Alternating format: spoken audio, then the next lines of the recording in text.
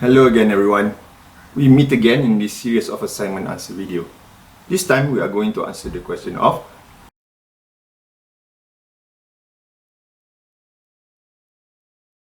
Before I go into my choice of policy, which is a public policy in Malaysia, let me explain on the different stages of policy making as shown in the diagram next to me.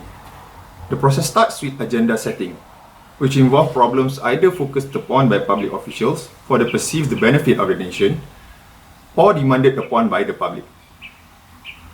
Policy formulation then takes place to address the problems at hand. This process involves determining and establishing proposed actions that is deemed able to provide solution or improvement to the issue involved. Once the policy has been materialized into a concrete plan of actions, the next step involves adoption of the policy by the government through supporting processes to get the policy acknowledged or formalized. This usually involves approval of bills or gazettement of laws. Once formalized, the representing arms within the government or public administration will implement the policy according to its content and requirements.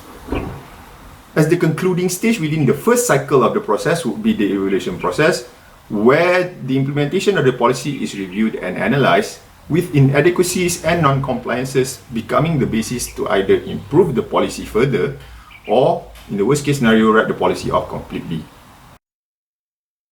Everyone, I'm sorry for the sudden change in quality.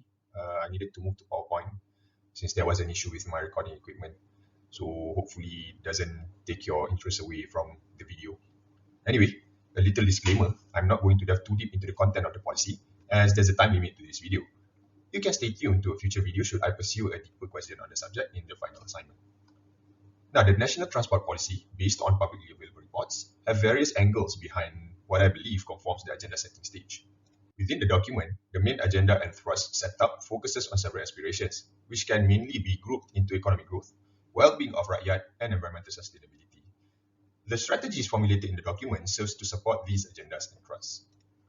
On the media, meanwhile, we can see the concerns voiced out over the years by public on the need to enhance the public transportation sector due to problems such as steep expenditure on public transport, inadequacy of services, and traffic-related issues, both on the road or in public transport.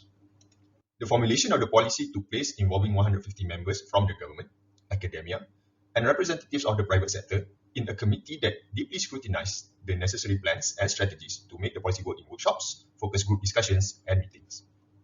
The policy was then built in the parliament. Upon the bill being passed, government began implementing the policy after its launch on 18 October 2019. A couple of actions took place and was communicated by the media. The policy is then deemed to have been periodically evaluated based on the same headline here, where 40% of the policy has been deemed as implemented, providing a form of evidence of tracking and evaluation. Nonetheless, a more specific report card would serve the policy much better for its evaluation process. Here's my take on certain stages of this policy. Certain trends challenge the agenda contained within the policy.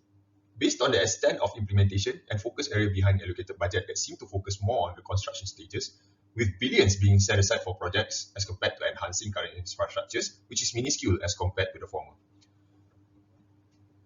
which can be seen even in the latest budget proposal.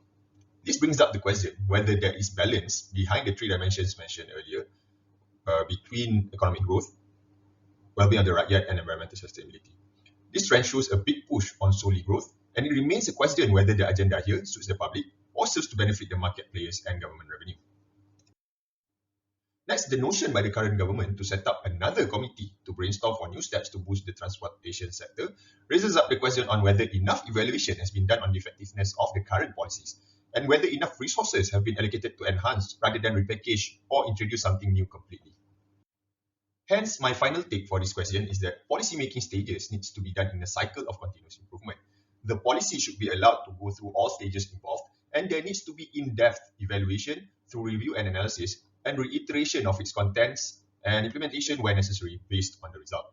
For it to truly serve its purpose, the policy also needs to be fully transparent behind the agenda it serves to pursue to enable effective adoption and implementation of the policy.